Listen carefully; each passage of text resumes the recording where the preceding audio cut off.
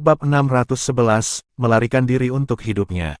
Sejak orang berjubah itu muncul, Cao Jin benar-benar jatuh di bawah kendali mereka seperti boneka di tali, bahkan tanpa kekuatan sedikitpun untuk melawan.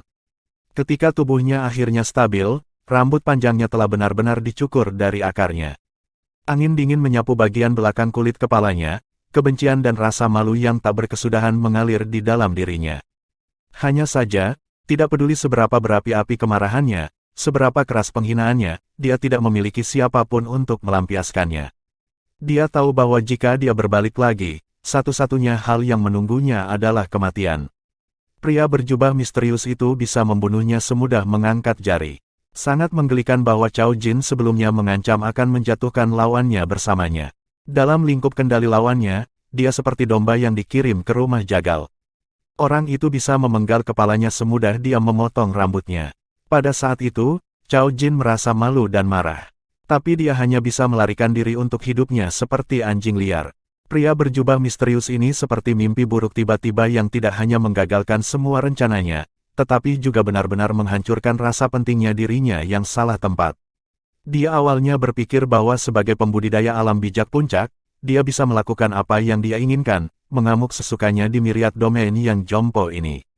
Selain itu, Istana Regal Pil tidak pernah dikenal karena kekuatan bela dirinya di Myriad Domain. Sejauh yang dia mengerti, Istana Pil Regal ini seharusnya mudah menyerah dalam genggamannya seperti kesemek yang matang. Namun, pertama kali dia mencoba meremas salah satu kesemek matang, Myriad Domain, dia mendapati dirinya salah, sangat keliru. Dia malah menendang pelat baja secara langsung. Bukan saja dia tidak meremas kesemek yang matang, dia hampir memakannya sendiri. Untungnya, orang berjubah ini seharusnya tidak menjadi bagian dari Istana Pil Regal. Jika dia adalah bagian dari istana, saya mungkin tidak akan melihat sinar matahari lagi setelah memasuki sekte. Cao Jin merasa agak beruntung, tapi juga merasa ada yang aneh. Istana Pil Regal ini hanyalah sekte peringkat keempat tanpa nama dari Myriad Domain. Sejak kapan mereka mendapat dukungan yang begitu kuat? Mereka mendapat dukungan dari ahli ranah kaisar. Cao Jin sedikit putus asa. Dia sudah lama mendengar bahwa tidak ada satupun ahli ranah kaisar di seluruh Myriad Domain, menjadikan mereka salah satu domain terlemah dari benua Divine Abyss. Siapa yang mengira bahwa saat dia tiba di sini, dia akan berhadapan langsung dengan seorang ahli ranah kaisar, terlebih lagi, seorang kultivator yang benar-benar menaungi dia.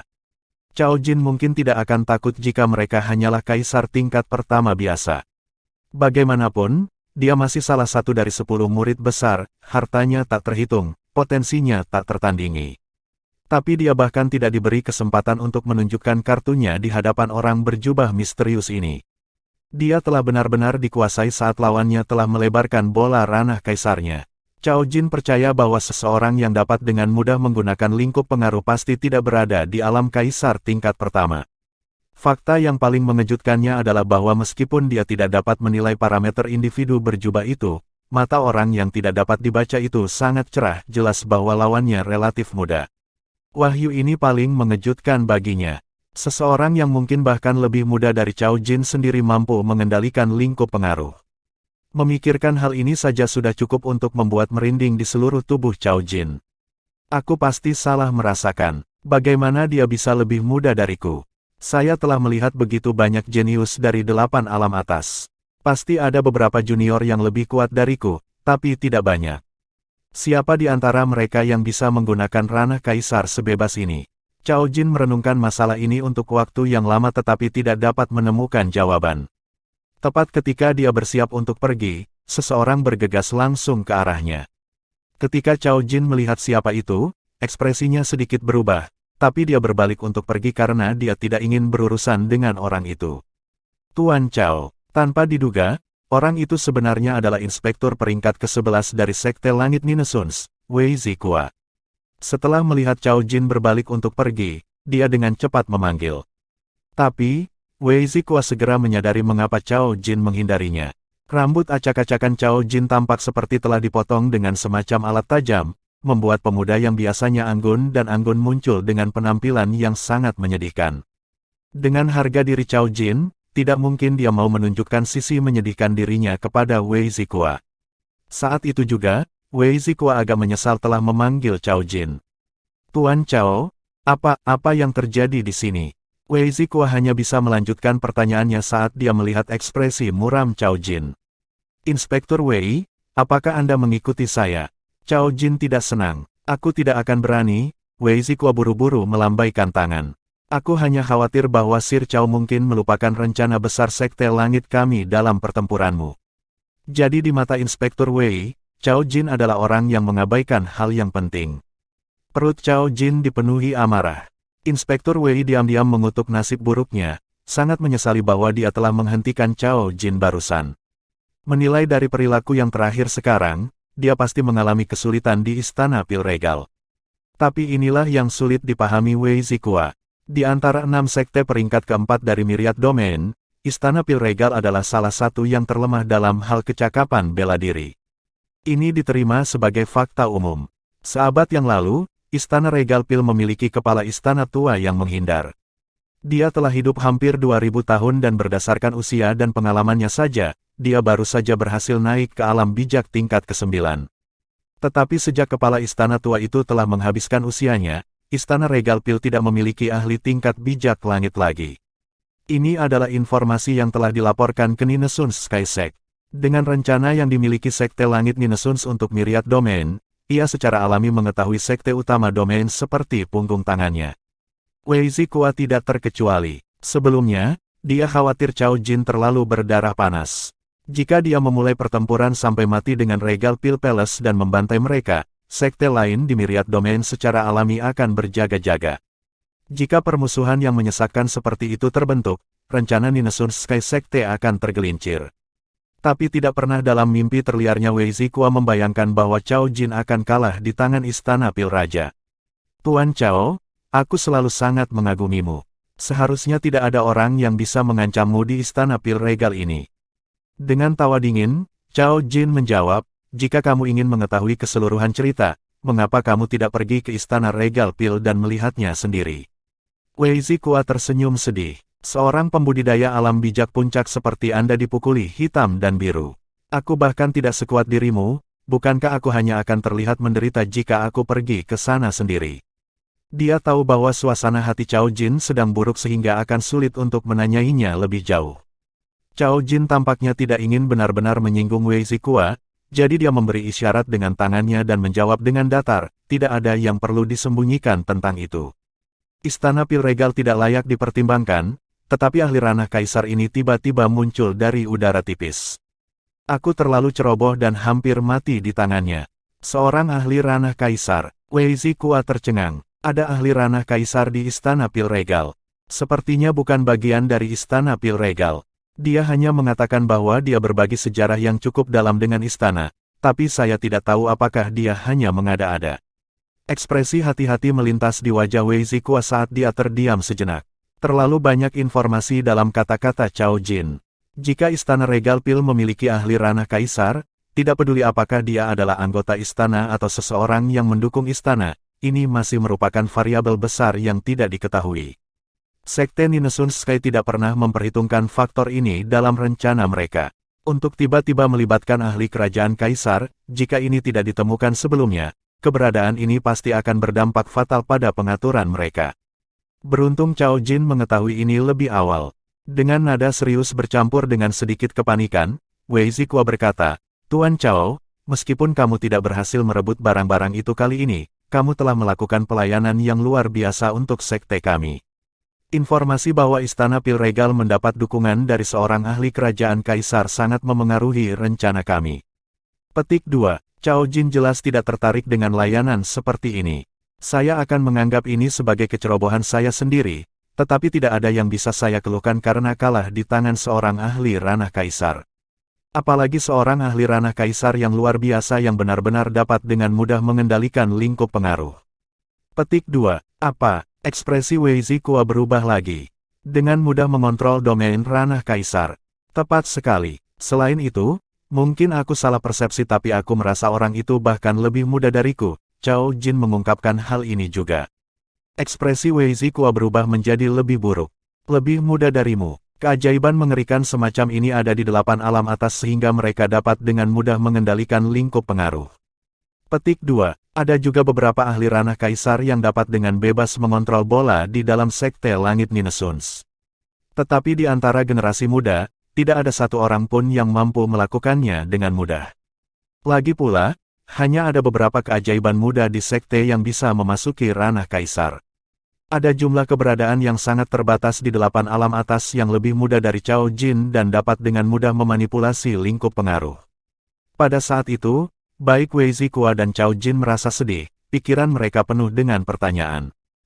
Di atas istana Regal Pil, kepala istana Dan Qi menangkupkan tinjunya untuk memberi hormat. Dan Qi mewakili istana Pil Regal untuk berterima kasih atas tindakan keadilan teman yang baik ini. Pria berjubah itu mengguncang mereka dengan lembut. Tidak perlu, Sekte Ninesuns Sky telah mengarahkan pandangannya ke istana Regal Pil, jadi Anda harus berhati-hati di masa depan.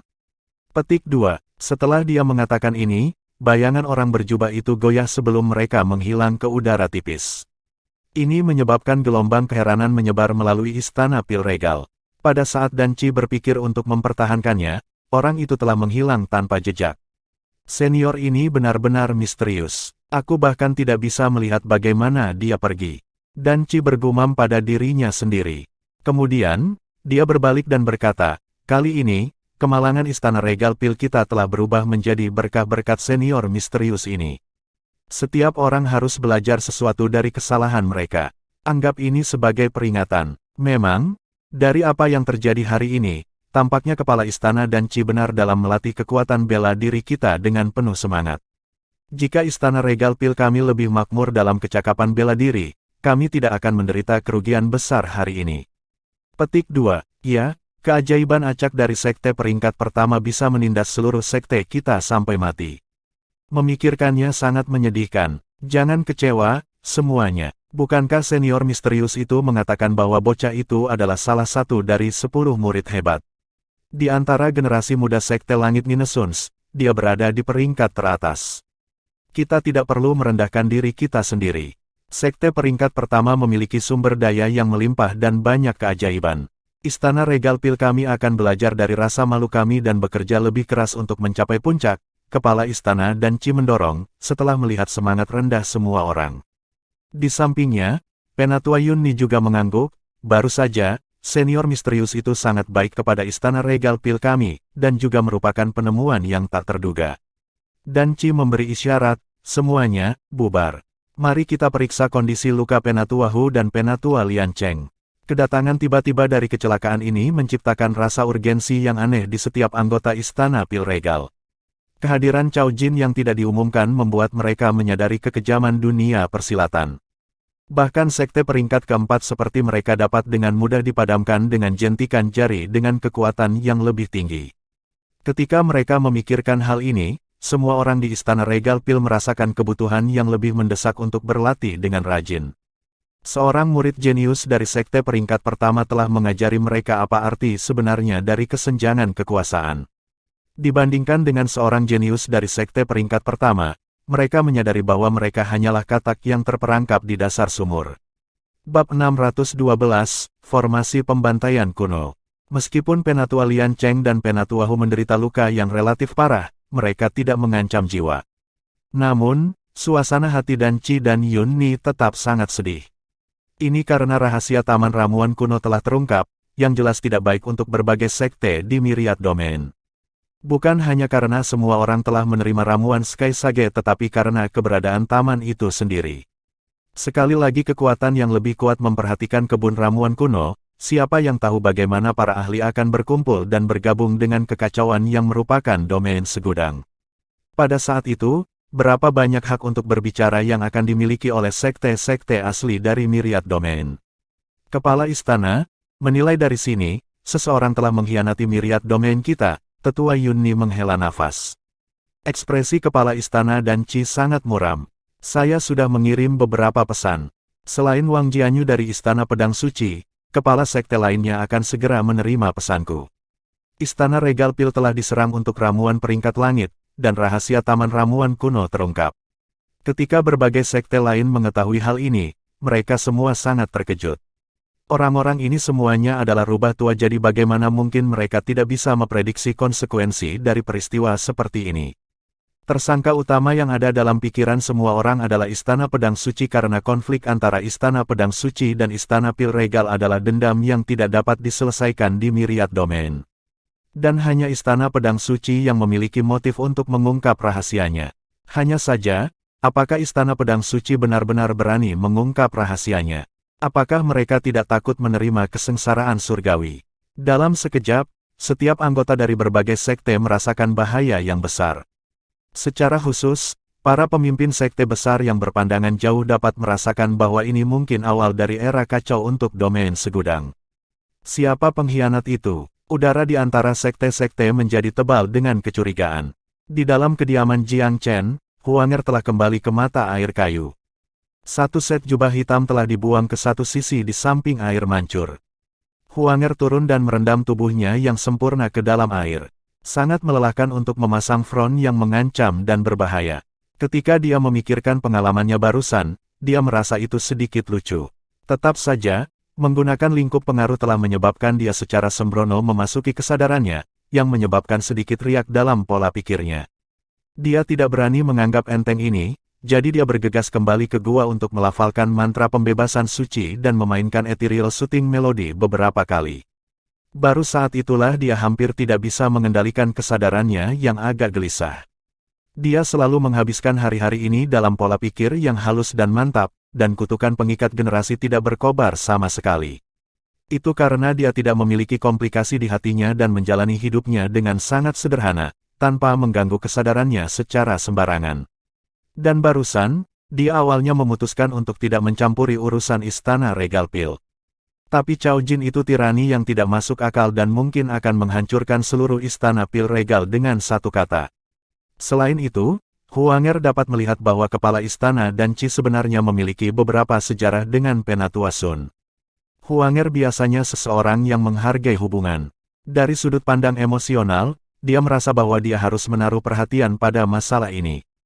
Pertama, ini karena hubungan antara Penatua Sun dan kepala istana dan Qi. Kedua, ini juga merupakan tugas yang dipercayakan padanya oleh Jiang Chen. Sebelum Jiang Chen pergi, dia telah mempercayakan kediaman ini padanya sehingga dia merasa berkewajiban untuk melindungi segalanya. Hanya saja, dengan penggunaan lingkup pengaruhnya, kesadarannya telah terganggu dan kutukan pengikat generasi yang telah dia kendalikan tampaknya memunculkan kepalanya yang jelek lagi. Untungnya, Cao Jin telah melarikan diri dengan cepat. Jika tidak, jika Huanger terus bertarung, dia akan kesadarannya secara berlebihan dan sangat mungkin bahwa kutukan pengikat generasi akan menyerangnya kembali. Meski begitu, tindakan Huang kali ini sedikit berbahaya. Meskipun demikian, dia tidak menyesali apa yang telah dia lakukan. Tuan Jiang membebaskan saya untuk sementara dari penderitaan kutukan pengikat generasi. Jadi bagaimana jika saya mengambil beberapa risiko dalam membantunya menjalankan beberapa tugas? Saat Huanger membersihkan dirinya di mata air roh kayu, kesadarannya berangsur-angsur menjadi tenang. Di area terlarang Sekte Langit Merah Kuno, Jiang Chen tanpa sadar telah berkultivasi di Sekte Langit Scarlet Kuno ini selama lebih dari setengah tahun. Sekarang, dia telah naik level lain, mencapai ranah asal level ke-8. Jika saya tidak terburu-buru untuk pergi, gua ini sebenarnya adalah tempat yang sangat cocok untuk berlatih. Jika saya melanjutkan dengan kecepatan ini, mengingat sumber daya yang saya miliki, harus ada kurang dari 3 bulan sebelum saya menembus ke tingkat ke-9. Jiang Chen masih cukup puas dengan kemajuannya saat ini. Dia telah memberi dirinya target untuk meninggalkan tempat ini dalam waktu 2 tahun. Sekarang, setengah tahun dan berlalu dan dia sudah berada di alam asal tingkat ke-8. Dia akan memasuki level ke-9 dalam 3 bulan lagi. Begitu dia berhasil menembus ke tingkat ke-9, dia akan memenuhi syarat untuk mulai menyerang alam bijak. Begitu dia menerobos ke alam bijak, dia tidak akan berlama-lama di sini lagi. Jika itu orang lain, tidak peduli seberapa mendesak hal-hal di luar, mereka masih tidak akan bertekad untuk meninggalkan tempat ini seperti Jiang Chen. Bagaimanapun, warisan Sekte Surgawi Scarlet Kuno benar-benar luar biasa. Tetapi bagi Jiang Chen, tidak peduli seberapa menakjubkan warisan ini, itu masih dibayangi oleh orang-orang yang dia sayangi. Menilai dari perhitunganku, hanya ada 1,5 tahun untuk upacara agung segudang itu. Tidak peduli apa, aku harus meninggalkan tempat ini sebelum upacara itu. Jiang Chen menetapkan tujuan ini untuk dirinya sendiri. Bukan karena Jiang Chen merasa kuat tentang upacara itu, tetapi lebih karena dia memiliki firasat. Upacara Agung Segudang akan terbukti menjadi titik balik untuk domain Segudang. Pengkhianatan Sekte Tristar, intrik Sekte Langit Ninesuns, ada bahaya yang tersembunyi di mana-mana, menunggu untuk meletus. Setelah meletus, struktur myriad domain akan sepenuhnya terbalik. Jiang Chen jelas tidak memiliki kompleks penyelamat, tetapi jika perubahan besar terjadi di myriad domain, dia berharap dia akan memiliki kemampuan yang cukup untuk melindungi orang-orang yang perlu dia lindungi. Selain itu, Kepala Istana dan Qi telah membawanya ke Istana Pil Regal dari Sekte Pohon Berharga. Ketika sampai pada saat-saat penting, Jiang Chen berharap dia bisa membalas budi dan membantunya. Kepala Istana dan Qi adalah orang yang heroik dan ambisius, tetapi Jiang Chen tahu bahwa mimpi Kepala Istana untuk menyatukan myriad domain akan terbukti menjadi tugas yang lebih sulit dan membosankan daripada yang bisa dia antisipasi. Hanya saja, ada beberapa hal yang Jiang Chen tidak bisa bicarakan dengan mudah. Kecakapan bela diri Kepala Istana dan Qi lumayan di myriad domain untuk memulai. Pengkhianatan Sekte Tristar juga menambahkan bahan bakar ke api. Terlebih lagi, myriad domain memiliki musuh potensial lainnya, wilayah pertengahan besar Scarlet. Mengapa myriad domain yang populer dan kuat jatuh ke lokasi terbelakang seperti sekarang ini? Mengapa Kekaisaran Segudang benar-benar hancur? Ini karena keluarga kerajaan dari Myriad Empire telah menyinggung Great Scarlet Mid Region. 600 tahun yang lalu, seorang putra keluarga kerajaan telah berkeliaran di luar dan secara tidak sengaja menodai seorang gadis suci yang kuat tertentu dari wilayah tengah itu, sehingga menghasut monster yang dikenal sebagai wilayah pertengahan merah besar. Kekaisaran yang tangguh hampir runtuh seluruhnya dalam rentang waktu 1 malam, dan setiap pembudidaya di atas alam bijak telah terbunuh. Pertempuran itu telah menyebabkan myriad domain kehilangan sebagian besar kekuatannya. 600 tahun kemudian, myriad domain masih belum meningkat statusnya, bahkan sampai hari ini. Beberapa tetua di myriad domain telah mengalami serangan sebelumnya. Hanya saja, para tetua ini hanya semut yang tidak penting saat itu. Jiang Chen sebelumnya telah mendengar Kepala Istana dan Qi berbicara tentang anekdot sejarah ini, dan Kepala Istana juga memandang Jiang Chen sebagai faktor transformasi tunggal dari myriad domain. Hanya saja Jiang Chen sendiri tidak terlalu bersemangat tentang tujuan ini. Sebagai seorang reinkarnator, dia tidak terlalu terikat pada myriad domain dan dia telah mengarahkan pandangannya jauh di atas wilayah kecil ini. Namun demikian, tidak peduli dari sudut mana dia memandang Kepala Istana dan Qi, Jiang Chen masih mengagumi pemimpin ini. Oleh karena itu, jika kekuatannya memungkinkan, Jiang Chen bersedia membantunya. Setelah menjadi murid Istana Regal Pil, selalu menjadi murid Istana Regal Pil.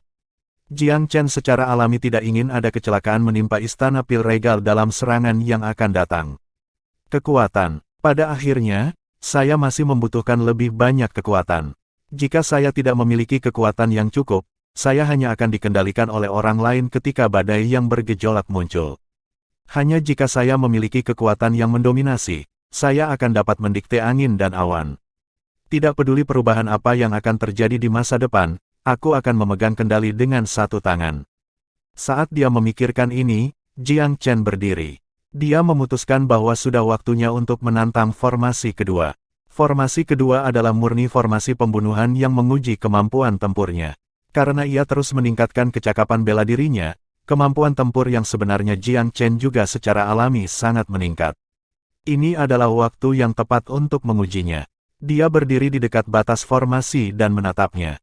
Ketika dia tidak melihat apa-apa selain kabut abu yang kabur, Jiang Chen tahu bahwa formasi ini pasti tidak sederhana. 3 formasi besar yang mengarah pada warisan ini memiliki satu hal positif. Fondasi mereka semua terletak di dalam formasi itu sendiri. Tidak ada yang memerintah mereka dan tidak ada yang menjaga mereka. Selama Jiang Chen bisa menemukan kunci fondasinya, dia bisa memecahkannya. Terlebih lagi, formasi ini memberinya disk gratis setiap kali. Ini benar-benar menerima hadiah yang bagus setelah menerima tamparan keras terlebih dahulu.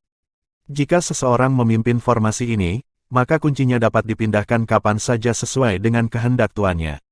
Dalam hal ini, tidak akan ada cara bagi penantang untuk menemukan lokasi yayasan.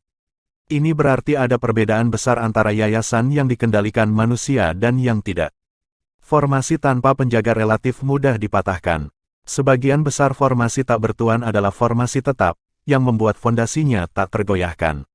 Di sisi lain, karena formasi yang dikendalikan manusia memiliki seseorang yang memimpin, mereka adalah ciptaan yang hidup.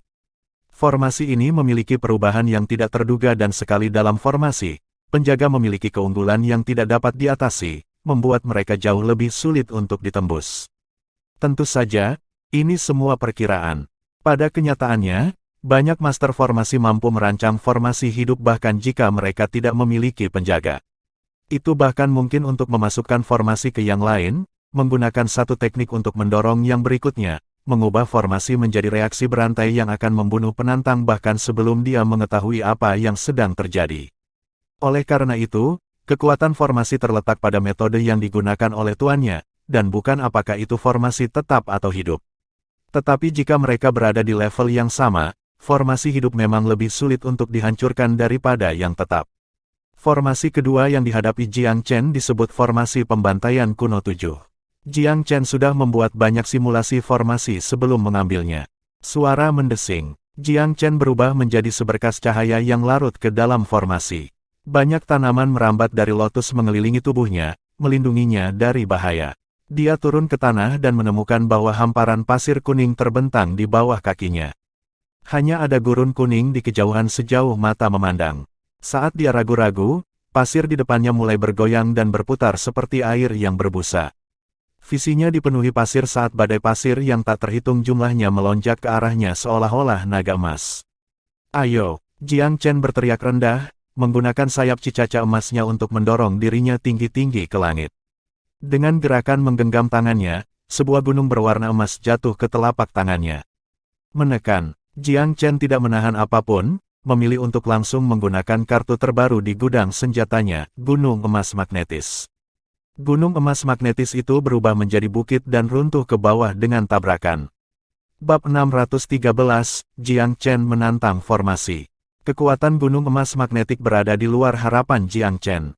Saat bukit emas runtuh, pasir yang mengepul ditundukkan dan naga pasir tak berdaya menghilang ke dalam kehampaan, adegan tiba-tiba berubah di depan mata Jiang Chen. Pasir kuning yang bergulir menghilang dan digantikan oleh lautan api.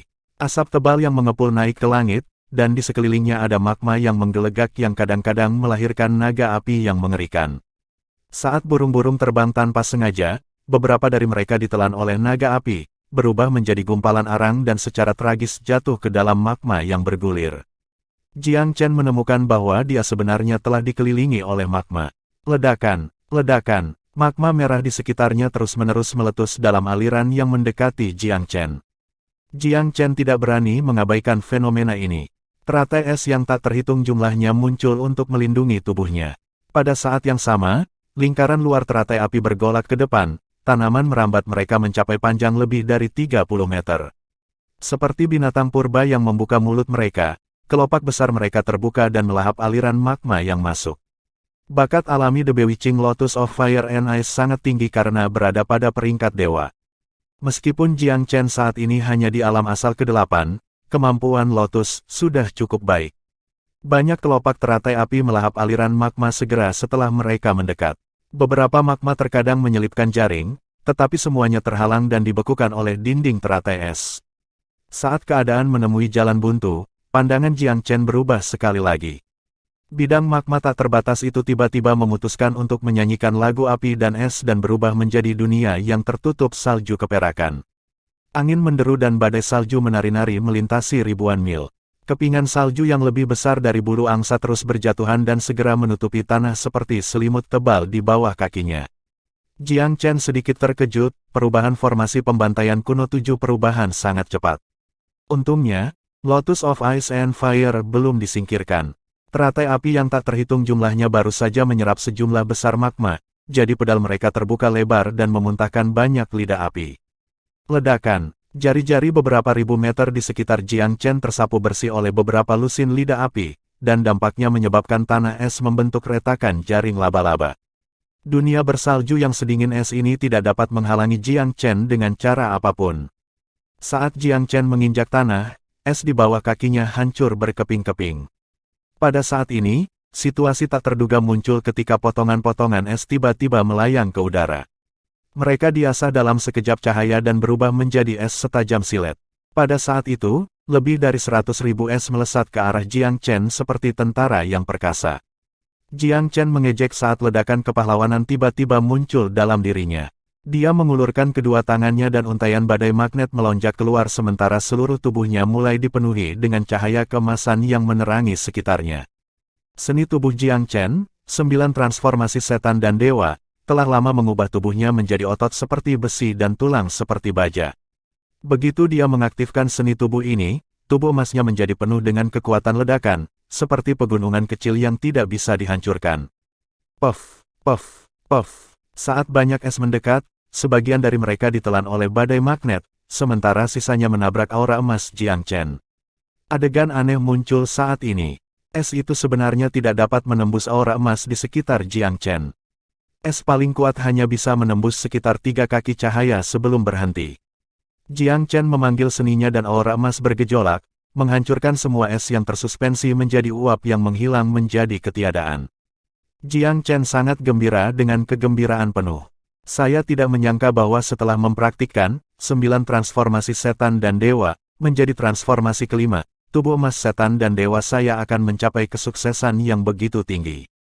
Dengan tingkat pertahanan ini, saya memiliki 70% kepercayaan diri dalam menahan serangan kekuatan penuh dari seorang pembudidaya alam fana, belum lagi es ini. Petik 2. Orang harus tahu, Jiang Chen hanya berada di alam asal ke-8. Begitu dia mencapai alam sage, dia akan dapat menggunakan tubuh fisiknya sendiri untuk menahan 1 atau 2 pukulan dari ahli alam sage langit. 1 atau 2 pukulan bukanlah apa-apa untuk dicemooh. Selama duel antara para ahli, jika satu pihak bersedia menerima pukulan ke tubuh mereka, maka kemungkinan menyerang lawan mereka sebagai balasannya juga akan sangat meningkat. Bagaimanapun, metode pertempuran yang berisiko ini mirip dengan perjudian dengan nyawa mereka.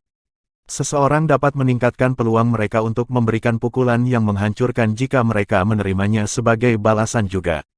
Setelah terus menerima beban serangan dari badai pasir, naga api magma, dan dunia es, Jiang Chen merasa lebih percaya diri dalam menghadapi formasi 7 pembantaian kuno ini. 7 berarti ada 7 jenis pembantaian, dan dengan demikian 7 jenis serangan. Jiang Chen memiliki pemahaman keseluruhan tentang formasi ini sekarang dan kepercayaan dirinya meningkat sedikit dengan pemahaman ini. Benar saja, saat Jiang Chen menyelesaikan kata-katanya, dunia es berubah sekali lagi dan berubah menjadi hutan tak berujung dengan dia mendarat di tengah hutan lebat. Berbagai makhluk seperti pohon anggur mengelilinginya seperti ribuan ular dan bergegas ke arahnya dalam upaya untuk menjeratnya. Tanaman merambat. Jiang Chen menyeringai dingin. Pohon anggur apa yang lebih kuat dari Lotus of Ice and Fire? Namun, Jiang Chen tidak berencana menggunakan lotus di sini. Salah satu tangannya menggenggam udara dan gunung emas magnetis muncul sekali lagi. Kekuatan roh metalik tanpa batas terpancar dari tangannya dan berubah menjadi sinar keemasan. Cahaya beriak. Mata Jiang Chen tiba-tiba melotot saat jari-jarinya menunjuk ke depan, cobalah kekuatan teknik keempat supernova poinku. Jari telunjuknya mulai menunjuk dan melambai, seperti menggambar gunung dan sungai.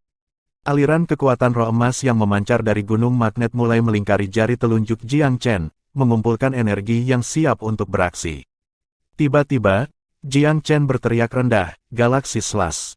Ses. Suara pemotongan tajam yang tak terhitung jumlahnya datang dari kehampaan dan membentuk lapisan ki pedang yang mematikan dan mengamuk.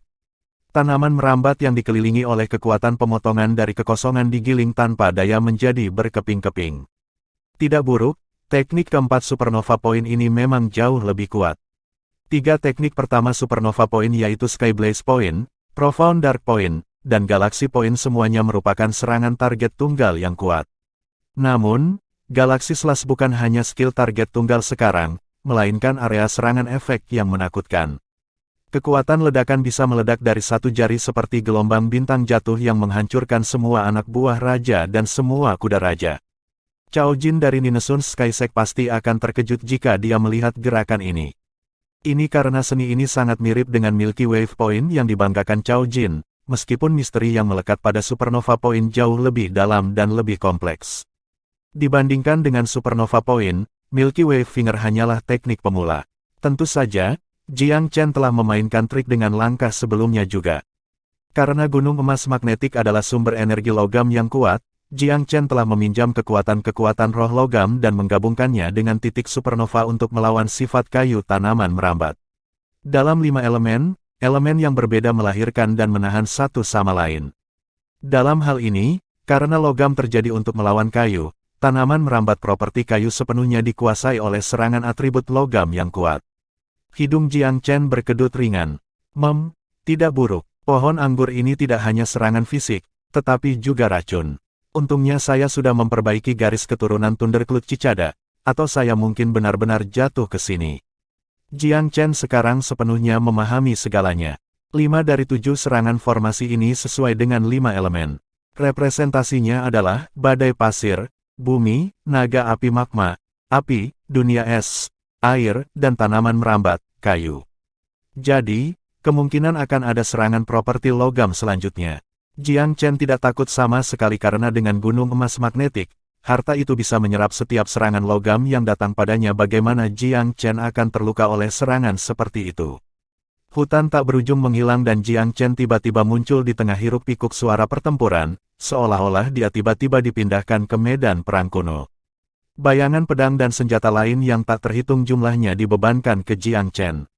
Bibirnya mengerucut. Seperti yang diharapkan, bayangan ini persis seperti monster berbentuk senjata yang dia temui selama percobaan tingkat ke-10 dari gunung emas magnetik.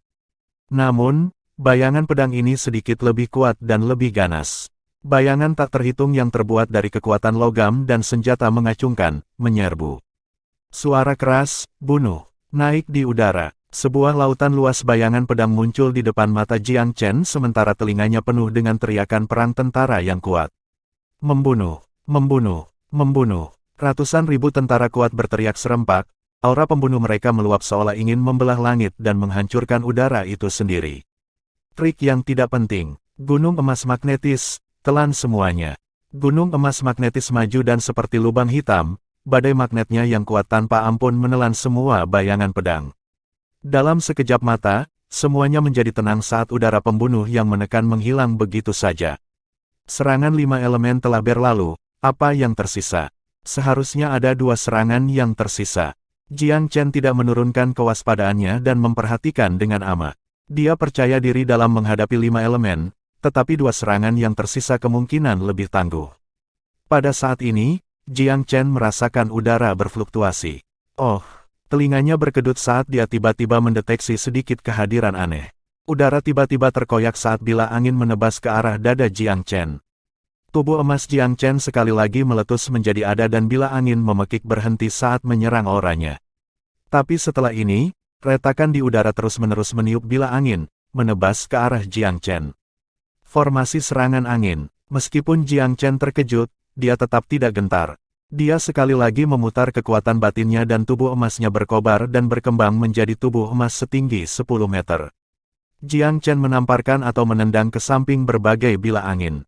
Pada saat ini, udara bergetar hebat dan lubang besar di udara muncul di depan Jiang Chen. Seperti lubang hitam, rasa hisap yang kuat menarik Jiang Chen. Sebuah robekan spasial dan badai spasial. Jiang Chen sangat terkejut. Bab 614, Misteri Segudang Domain. Turbulensi spasial akan sering muncul dalam robekan spasial. Turbulensi biasa mudah ditangani, tetapi sulit ditangani ketika berubah menjadi badai. Formasi ini sebenarnya telah membentuk badai di kehampaan melalui robekan spasial. Bagaimana ini tidak mungkin mengejutkan Jiang Chen? Sekte ini adalah sekte kuno, oke. Ada begitu banyak perubahan hanya dalam formasi. Ini benar-benar jauh lebih unggul daripada sekte manapun di Myriad Domain. Bahkan sekte peringkat pertama itu mungkin tidak cocok untuk sekte ini. Betapa terkejutnya Jiang Chen, dia tahu bahwa dia tidak bisa bergejolak ke dalam badai spasial. Dia menduga bahwa dia tidak akan benar-benar dihadapkan pada bahaya yang mengancam jiwa jika dia terlibat dalam badai. Dia mungkin baru saja dikeluarkan dari formasi.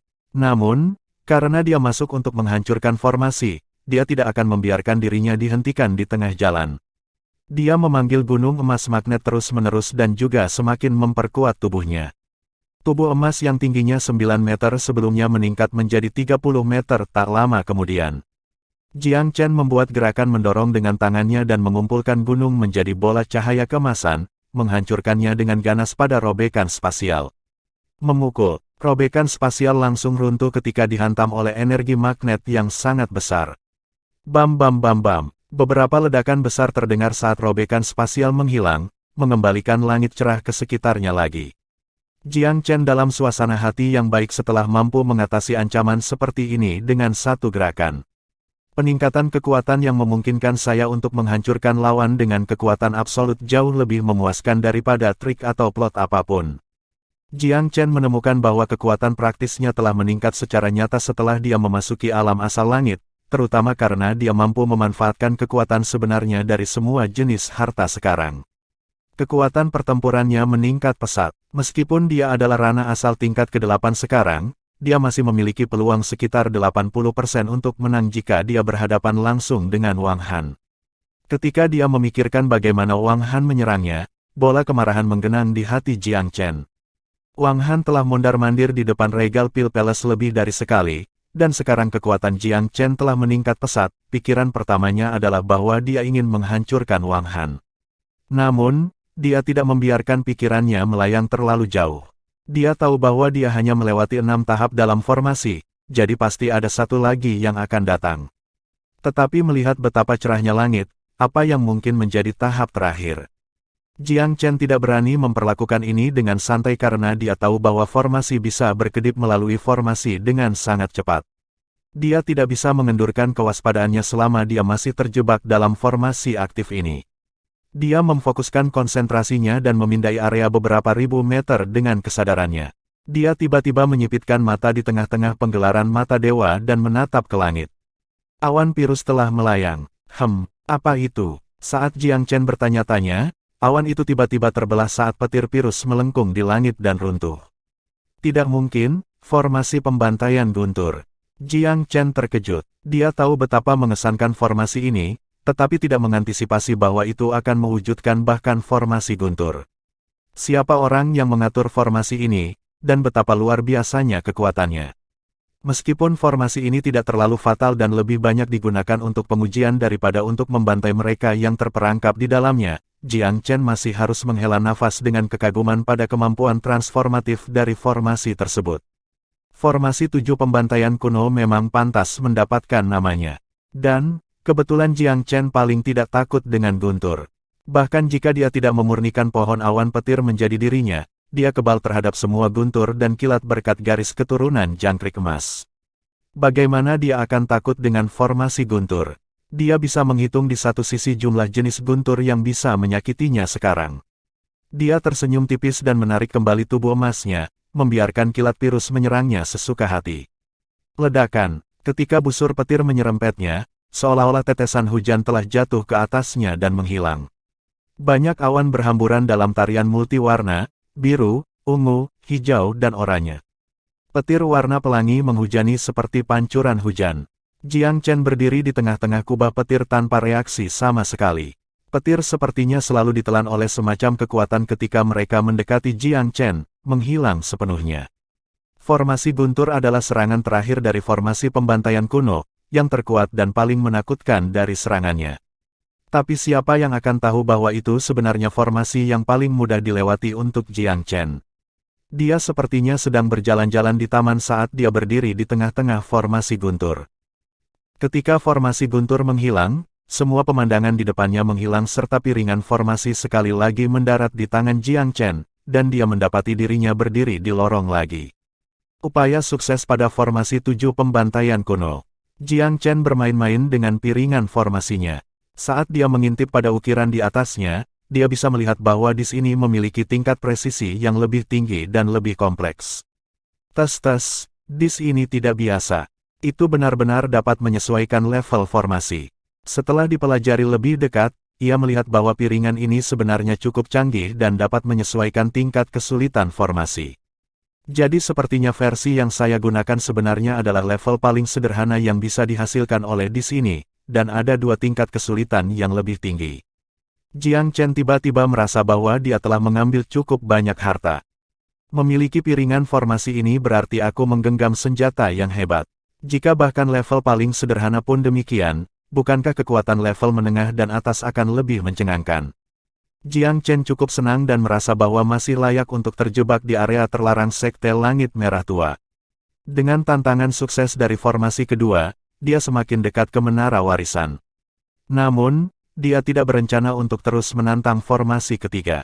Dia tidak akan mengambil risiko ini sebelum dia menerobos alam asal tingkat ke-9. Meskipun dia ingin segera pergi, dia juga tahu bahwa kecepatan yang tinggi tidak selalu baik.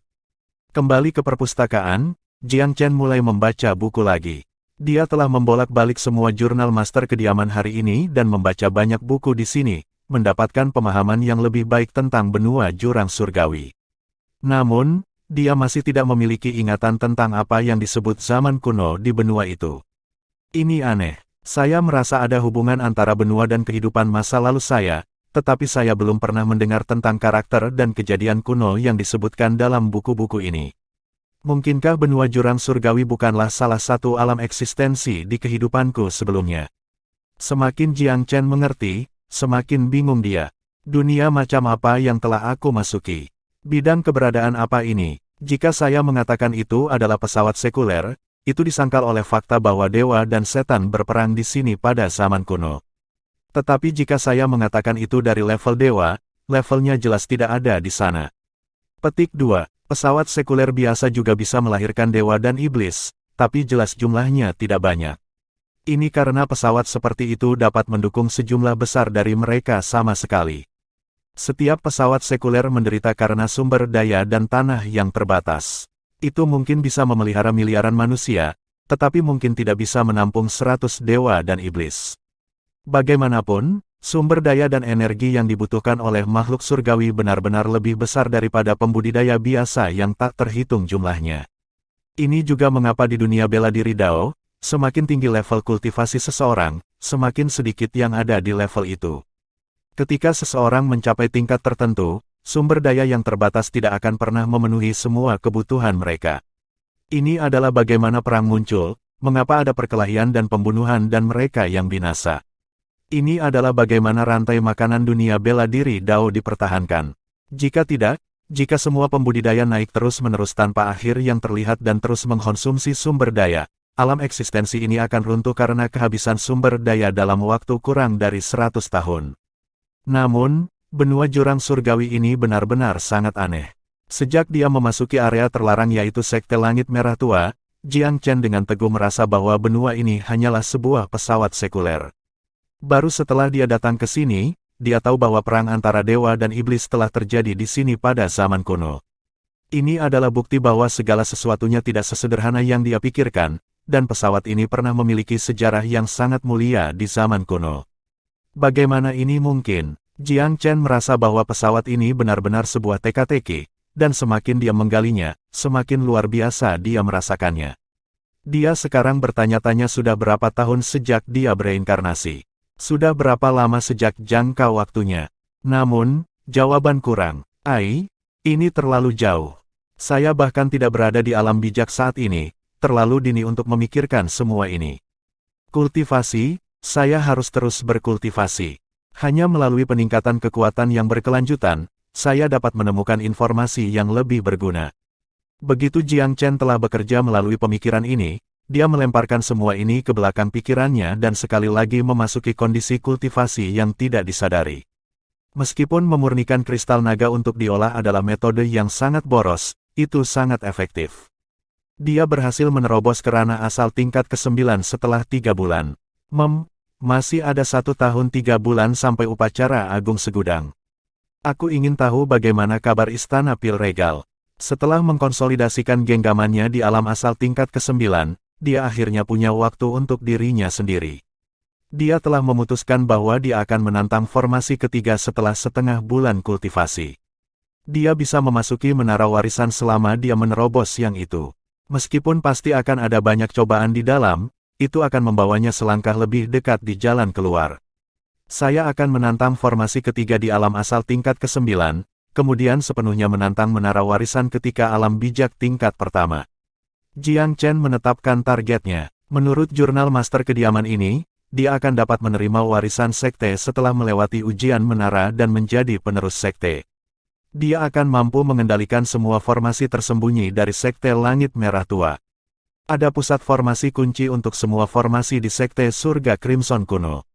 Siapapun yang mengendalikan hub ini akan benar-benar menjadi penguasa baru di area terlarang. Itu berarti dia bisa datang dan pergi seperti saat itu. Waktunya kembali bekerja. Jiang Chen merenung sebentar dan kemudian mulai berkultivasi lagi. Bab 615, Pembubaran Sekte Tristar. Untungnya, ini adalah Jiang Chen. Kekuatan persepsinya sangat kuat. Menambahkan itu pada ingatan dan pengetahuan yang dia peroleh dari kehidupan sebelumnya, dia tidak menghadapi kesulitan sama sekali ketika mencoba memahami teknik pembentukan Sekte Langit Merah Tua. Bagaimanapun, Sekte Langit Merah Tua itu kuat, tetapi pada akhirnya tidak dapat dibandingkan dengan tingkat di mana Jiang Chen berada di kehidupan sebelumnya. Pengetahuan yang dimiliki Jiang Chen sebelumnya masih jauh melampaui Sekte Langit Merah Tua. Oleh karena itu, Jiang Chen tidak menghadapi masalah apapun saat menguraikan formasi Sekte Langit Merah Tua. Bahkan jika kadang-kadang ada beberapa kesulitan, dia tidak perlu banyak merenungkannya. Sedikit pemikiran sudah cukup baginya untuk menguasai formasi sepenuhnya. Keuntungan ini memungkinkan Jiang Chen untuk mengambil formasi seperti ikan ke air. Jika itu adalah pemuda lain di benua jurang surgawi, bahkan jika keajaiban terkuat dari 8 wilayah atas memasuki tempat ini, mereka akan membutuhkan setidaknya 1 atau 200 tahun untuk sepenuhnya menguasai warisan yang ditinggalkan oleh Sekte Langit Merah Tua. Hanya Jiang Chen yang memenuhi syarat untuk menyelesaikan semuanya dalam rentang 3 tahun. Karena pengetahuannya menjangkau jauh dan luas, dia berdiri di atas panggung di atas semua orang. Untuk meletakkannya dalam perspektif, ini mirip dengan meminta kaisar besar berjudul untuk menguraikan beberapa teknik ranah bijak. Secara alami tidak ada kesulitan. Tetapi jika seorang kultivator alam asal diminta untuk memecahkan teknik alam bijak, tingkat kesulitannya secara alami akan sangat besar. Dalam kehidupan ini, sumber daya kultivasi Jiang Chen tidak dapat dibandingkan dengan keajaiban tingkat atas itu, dan juga kondisi fisik dan asuhannya. Tetapi ingatannya tentang kehidupan sebelumnya memberinya keuntungan unik yang tidak dapat ditandingi oleh keajaiban manapun. Domain Myriad agak kacau baru-baru ini, dan mata badai adalah Sekte Tristar. Hal-hal aneh mulai terjadi berulang kali pada sekte tersebut mulai kira-kira 3 bulan yang lalu. Suatu hari, seorang tetua tertentu dari Sekte Tristar, yang telah mengurung diri di kultivasi terpencil, tiba-tiba disambar petir secara misterius. Dia langsung dibunuh, tubuhnya dibakar menjadi garing. Beberapa hari kemudian, gerbang Sekte Tristar hancur setelah tiba-tiba dihantam oleh banyak meteorit. Peristiwa yang paling dibesar-besarkan adalah bahwa beberapa hari setelah itu, para ahli tingkat tinggi dari sekte itu mengadakan konferensi di aula utama sekte ketika sambaran petir yang tak terhitung jumlahnya menghantam aula seperti hujan lebat. Sepertiga penuh dari para ahli terbunuh oleh kilat. Jika kepala sekte, Zhu Changsheng, tidak bereaksi cukup cepat untuk menarik sesepuh lain di depannya sebagai perisai, dia akan terbunuh di tempat juga. Setelah itu, tampaknya berbagai kesengsaraan surgawi akan menimpa sekte Tristar setiap beberapa hari. Anggota mereka terus-menerus dibunuh. Bahkan setelah mereka menutup berbagai area sekte mereka, area ini dan batasannya masih dihancurkan. Penghitung kematian para ahli dan jenius tingkat tinggi sekte Tristar terus meningkat. Seluruh sekte diselimuti rasa bahaya. Mereka tidak tahu dewa mana yang telah mereka sakiti sehingga berulang kali mengalami penghakiman surgawi semacam ini. Hanya mereka yang telah mengambil bagian dalam pertempuran Pilmeraj Gunung Rippling yang tahu dengan sangat jelas bahwa sekte tersebut pasti telah melanggar sumpah surgawinya, sehingga mengakibatkan kesengsaraan surgawi ini. Hati setiap anggota sekte Tristar dicekam oleh berbagai kecurigaan dan teror. Sampai-sampai beberapa sekte kelas berat tidak bisa lagi menahan atmosfer seperti ini.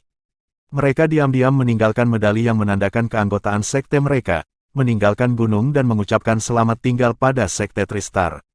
Kepala sekte, saya sudah tua dan tidak lagi berguna bagi sekte.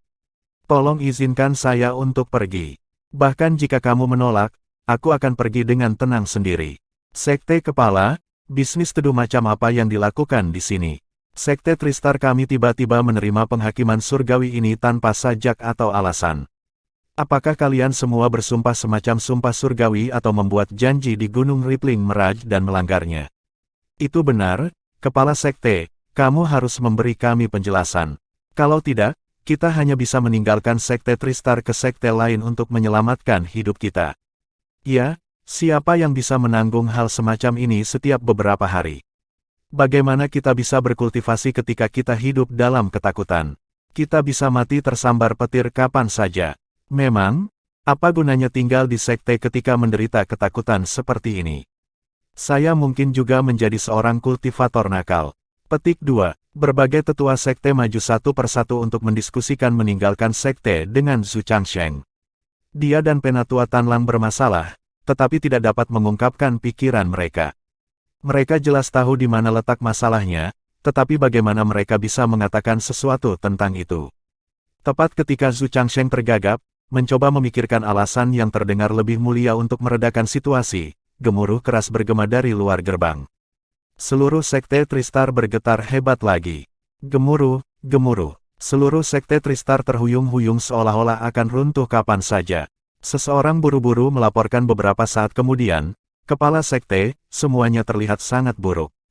Gunung Brightmoon telah disambar petir dan banyak dari para jenius terkemuka sekte itu telah binasa. Gunung Brightmoon dapat dianggap sebagai lembah Roshi dari Istana Pil Regal. Itu adalah tempat di mana hanya para jenius dari alam asal ke atas yang bisa masuk. Jenius ini, termasuk Zhu Feiyang, semua sementara tinggal di atas Gunung Brightmoon. Dalam periode waktu ini, kemalangan demi kemalangan menimpa sekte Tristar. Zhu Changsheng telah berdoa selama ini agar penghakiman surgawi ini berlalu dengan cepat. Tapi menilai dari situasi saat ini, pembalasan ini tidak akan berhenti sama sekali. Sebelumnya, banyak yang terluka dan terbunuh, tetapi kebanyakan dari mereka adalah tetua sekte, beberapa di antaranya sama sekali tidak peduli dengan masalah sekte. Orang tua semacam ini hanya menikmati sumber daya sekte tanpa berkontribusi banyak. Tidak apa-apa jika mereka mati. Sejujurnya, Zhu Changsheng sama sekali tidak merasa patah hati. Tetapi para jenius muda mewakili masa depan sekte tersebut. Jika terlalu banyak jenius di Gunung Brightmoon mati, sekte Tristar akan benar-benar tamat. Meskipun mereka tidak lagi disebut sekte Tristar, melainkan divisi Tristar, esensi masalahnya tetap sama. Berapa banyak orang yang dimiliki Zhu Changsheng di bawahnya, berapa banyak jenius, berapa banyak sumber daya, ini semua kartu yang bisa dia gunakan untuk tawar-menawar dengan sekte Langit Ninesuns. Jika orang-orang yang dia perintahkan binasa, hanya menyisakan seorang pemimpin, lalu apa gunanya dia bagi sekte Langit Ninesun? Kalau begitu, apa yang harus dia tawar dengan sekte Langit Ninesuns? Pada saat ini, Zhu Changsheng benar-benar sedikit menyesal. Dia seharusnya tidak mengungkapkan rahasia Taman Ramuan Kuno. Meskipun dia percaya Wei Zikua dari sekte Langit Ninesun, itulah sebabnya dia menghapus nama sekte Tristar dan menerima posisi Master Divisi untuk menjadi Divisi Tristar. Masalah ini belum diumumkan ke publik. Tanpa pengumuman publik, masalah ini hanya diterima secara internal dan tidak oleh dunia. Zhu Changsheng sebelumnya mengira ini akan cukup untuk menghindari kesengsaraan surgawi. Siapa yang mengira bahwa dia hanya menipu dirinya sendiri dalam mencoba menipu orang lain? Sekarang, dia benar-benar merasa telah menggali kuburnya sendiri. Hal yang paling menyedihkan adalah dengan mengungkapkan rahasia kebun herbal kuno, dia telah menjatuhkan batu di kakinya sendiri. Bukan saja dia tidak menerima manfaat apapun dari sekte langit, satu-satunya ramuan peringkat langit mereka yang tersisa telah diperas dari mereka oleh Cao Jin, bersama dengan beberapa batang tanaman herbal peringkat bumi. Situasi ini benar-benar membuat Zhu Changsheng ingin menangis. Namun, dalam menghadapi kegelisahan massal seperti itu, Zhu Changsheng tahu bahwa segalanya akan benar-benar menjadi buruk jika dia tidak meletakkan kakinya. Dia terus menekan tangannya ke bawah saat dia memanggil, "Semuanya, tolong tenang sebentar. Saya jamin bahwa saya akan memberikan Anda semua jawaban dalam waktu 3 hari. Harap tunggu dengan sabar selama 3 hari. Jika sekte masih belum menjawab pertanyaan Anda bebas melakukan apa yang Anda suka tanpa halangan saya." Penatua Tanlang juga menjawab di samping. "Semuanya, tolong tunggu dengan sabar sebentar. Jika kita masih belum meredakan situasi setelah 3 hari, aku, Tanlang, akan mengambil nyawaku sendiri untuk bertanggung jawab." Hanya ketika mereka menyetujui ini, para tetua yang mengeluh perlahan mulai tenang.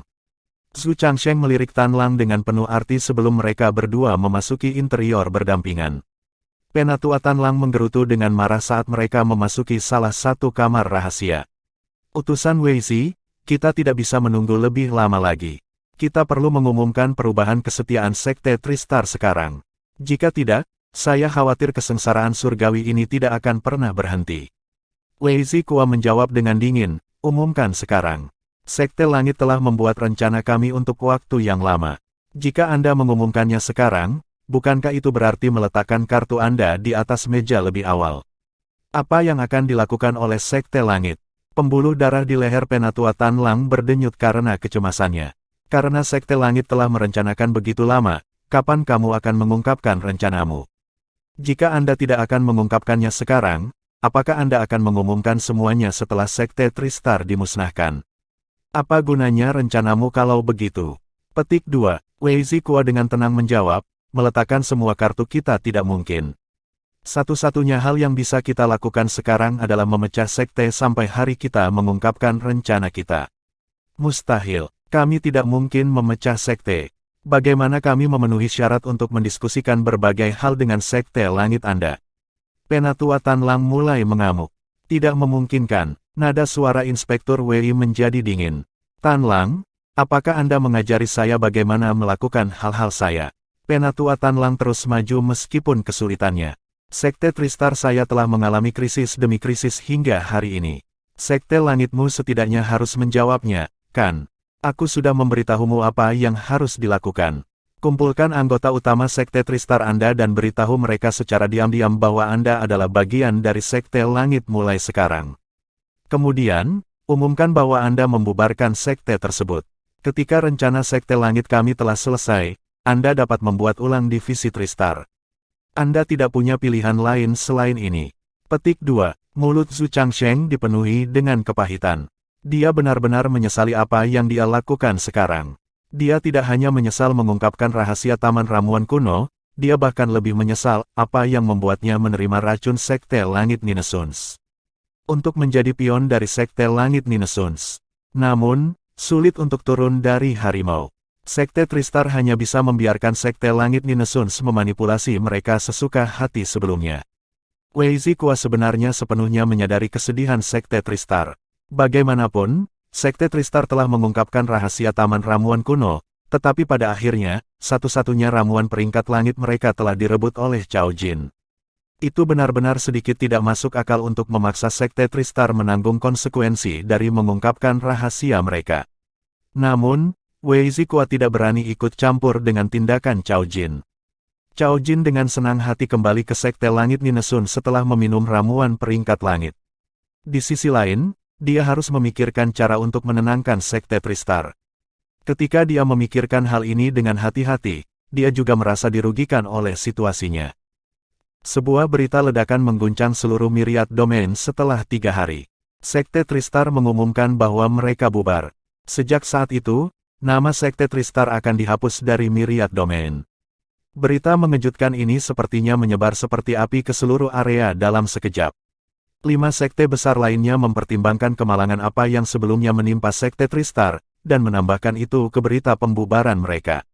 Selain itu, ada juga penyerangan terhadap Istana Regal Pil sebagai akibat dari kebocoran mengenai Taman Ramuan Kuno. Ketika semua ini disatukan, 5 sekte besar lainnya segera mengerti bahwa pengkhianat yang mengungkapkan rahasia kebun ramuan kuno pastilah Sekte Tristar. Dengan ini, gelombang yang kacau mulai surut dan mengalir di dalam Myriad Domain.